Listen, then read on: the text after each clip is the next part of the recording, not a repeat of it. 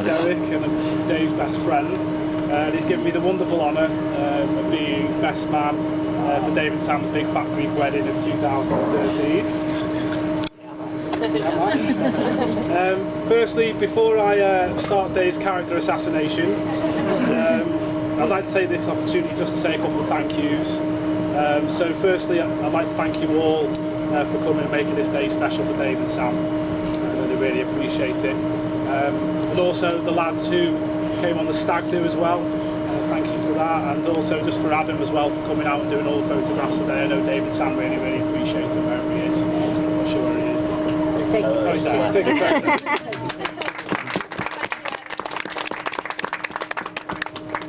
And finally, I'd like to thank Dave for turning up today. He tried to use the "I've got the stomach bug," but he couldn't really drag it out for long enough. Rather than coming out late.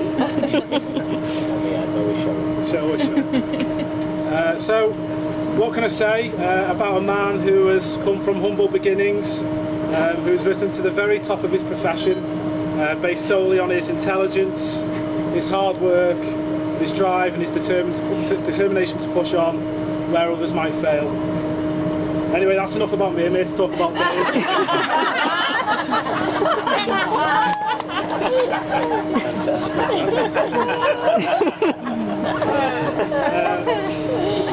In preparation for the wedding, I know Dave's been working really hard to keep fit. Been doing a lot of exercising, telling me every day. Been having a personal trainer even to look best for the big day. However though, beaches that way. As you can all see, he still hasn't done anything about those bloody eyebrows. He's out. Well, maybe you have, but they've probably grown back so quickly we wouldn't even notice. Sorry mate, I had to mention it. Big giant things as they are. I would just like to take a moment to say though, which I'm sure you'll agree, that the bridesmaids that are dotted around tonight look absolutely beautiful tonight.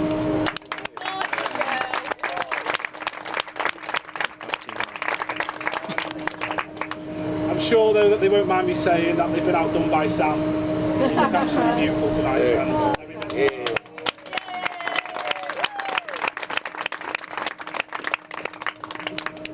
now, we all know Dave loves his fads. They've become a bit of a trademark over the years, I'm sure Jeff will know as well.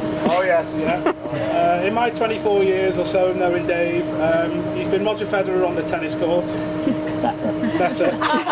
He's been Carl Fogarty on the motorbike. Better. He's been Michael Owen. Well, actually, he's been Mike Bassett on the football pitch.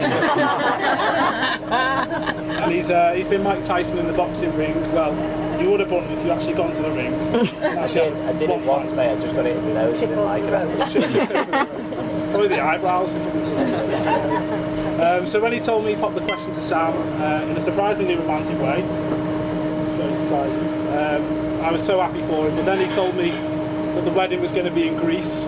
So I thought, bloody hell, Champagne Dave is at it again. But as you can all see though, I don't think you could have chosen a more perfect venue for today. Beautiful, lovely day.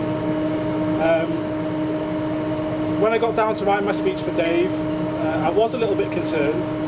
Dave does love a laugh, he's always up for a good time, but he is relatively clean cut. Let's be honest, the only thing he's probably smoked is a Tetley tea bag. Probably true though, isn't it? So I did a bit of thinking, and I thought, do I tell you all the embarrassing stories that I have about Dave, or do I take the high road and mention just the good points? I tell you, there were a few dark days working out what I should do, or what I should say, and what I shouldn't say. And so I've decided not to tell you about the time he almost set fire to Trees Deli. Sorry, Tree. Father-son thing. I believe so. Nor will I tell you about the time he turned up for a Pilates class when he had a bad shoulder, only to find out it was a legs, bums and tons class. I made everyone else look bad then. Yeah. Or nor will I tell you about the time he was close to setting fire to the park that we were at school as well. It seems to be a common trait. Decided my profession. I was going to say, you are responsible for 8 nuclear power plants.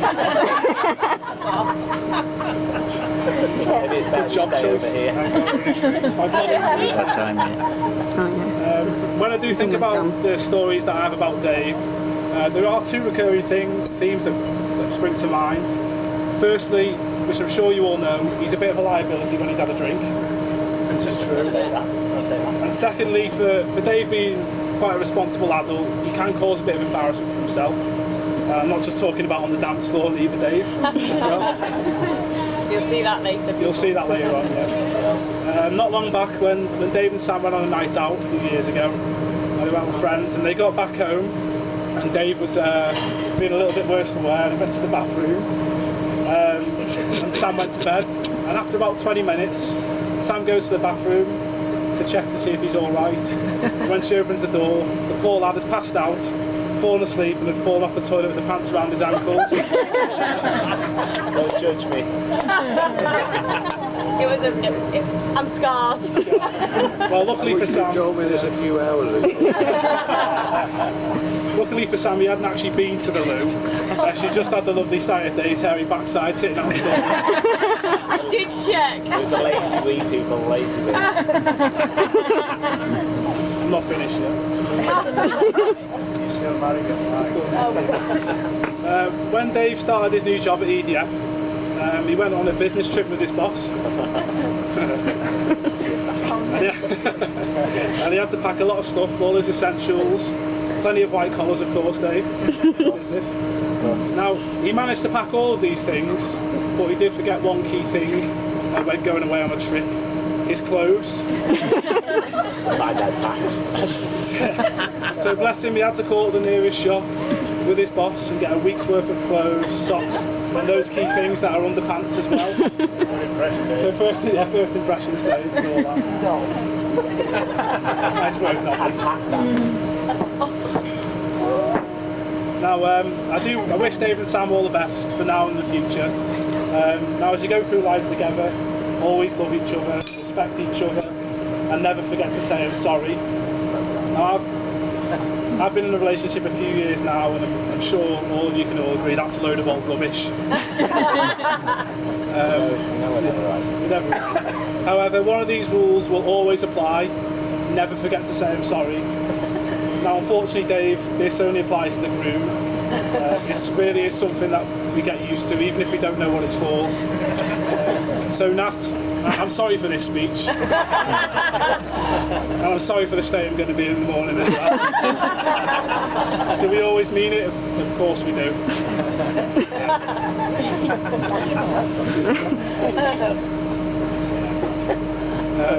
Finally, though, I would just like to thank Dave and Sam for letting me be part of this special day. I couldn't be happier for you both. You're amazing friends, firstly, but you're an amazing couple, and you're a couple I look up to as well. And I do believe marriage is about not finding a person you can live with. It's about finding a person that you can't live without, and I think you have that. Stop it, Joe. I'll give you a hug in a minute. But I just want you to propose a toast, so can you please be upstanding for Mr. and Mrs. Abbott?